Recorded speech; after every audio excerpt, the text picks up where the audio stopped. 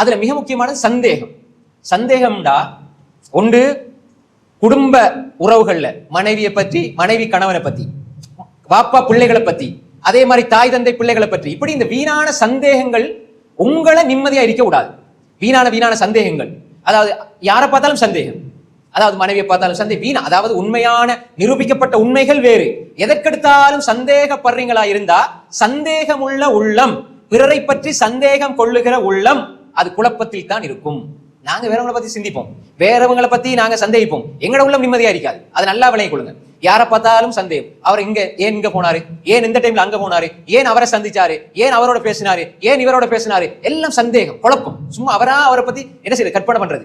அன்புக்குரிய சகோதரர்களே, யாரை பற்றியும் சந்தேகம் கொள்ளாத உள்ளம் இருக்குமாக இருந்தால் அது நிம்மதியான உள்ளமாக இருக்கும்.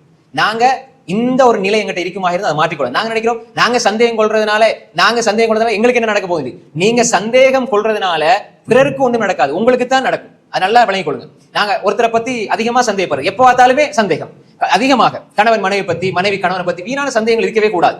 அன்புக்குரிய சகோதரர்களே, பரஸ்பரம் நம்பிக்கை, புரிந்துணர்வு, ஒத்துழைப்பு இதெல்லாம் இருக்கணும். அதற்காக வேண்டி எப்பொழுதுமே எதை பார்த்தாலும் சந்தேக கண்ணோடு பார்க்கிறது, சின்ன சின்ன விடயங்களையும் சந்தேக கண்ணோடு பார்க்கிறது, அந்த சந்தேக கண்ணோடு பார்க்கிற நிலையில் ஒரு மனிதன் இருந்தால் அடுத்து அவன் அதை பரப்ப ஆரம்பிப்பான்.